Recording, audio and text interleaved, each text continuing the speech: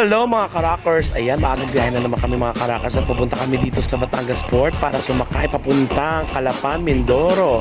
Ayan mga karakers at buong biyahe na kami ng bonggang-bongga. Ang sarap-sarap talaga buong biyahe pag ganito, no?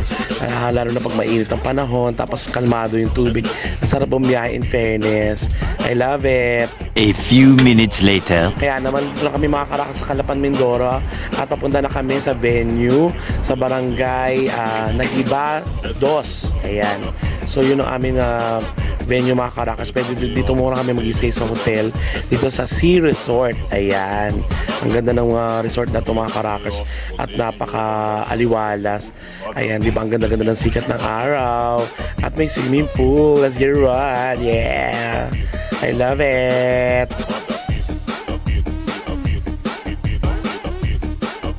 Three hours later. So nandito na nga kami mga karakas sa venue at medyo umulan ng konti. So ayan, pero the show must go on. Kahit umuulan pa rin at dapat rin ako magpasaya. Ayan, medyo lumalakas yung ulan. Pero may bubong naman, ayan. At pinakain muna kami ni Kapitana. Diba, ang ganda-ganda ni Kapitana. Bait-bait pa. Kaya naman nag-show na ako mga karakas sa Sir Ron. Ang saya.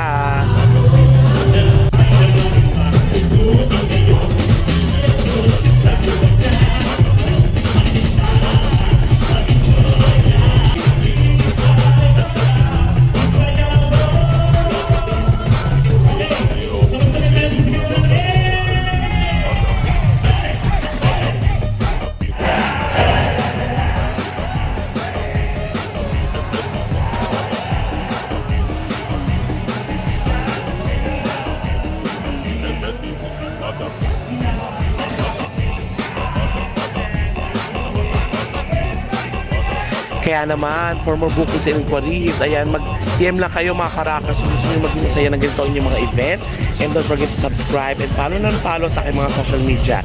And abangan pa mga ibang videos na i-upload ko. Maraming salamat sa panonood. Let's get it on! Yeah!